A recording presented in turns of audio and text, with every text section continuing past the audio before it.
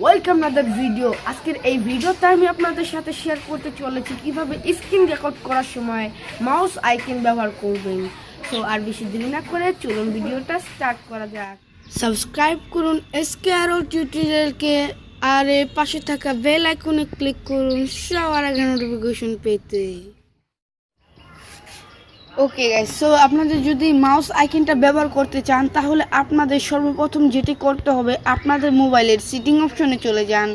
So আমার মোবাইলের sitting অপশনে আমি চলে যাচ্ছি। সিটিং অপশনে চলে যাওয়ার পর একটু স্ক্রল করে নিচে আসলে দেখতে পাবেন অ্যাক্সেসিবিলিটি। সো এখানে ট্যাপ করুন। ট্যাপ করার পর এখানে তিনটে অপশন রয়েছে, তারপর লাস্টে যে অপশনটা রয়েছে সেইটাতে ক্লিক করুন। ক্লিক করার পর উপরে দেখতে পাচ্ছেন অ্যাসিস্ট্যান্ট মেনু।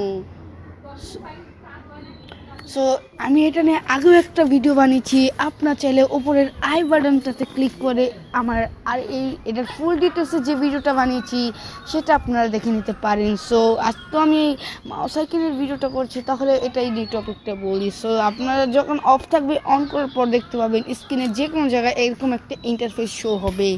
সো তারপর এখান থেকে আপনারা বেরিয়ে আসুন।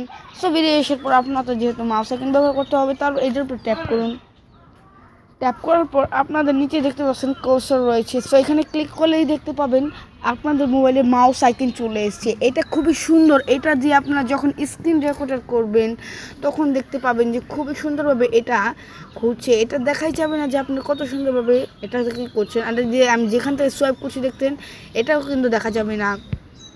সো এটা খুবই সুন্দর, আপনারা ট্রাই করলে বুঝবেন। দেখতে পাচ্ছেন আমি কিন্তু কোনো মাউস ব্যবহার করছি না, আমি জাস্ট সিটিং থেকে একটা জিনিস করে দেখালাম, সেটাই কিন্তু দেখুন কত সুন্দরভাবে এটা দেখাচ্ছে। সো এটা আপনারা চাইলে ব্যবহার করতে পারেন, খুবই সুন্দর।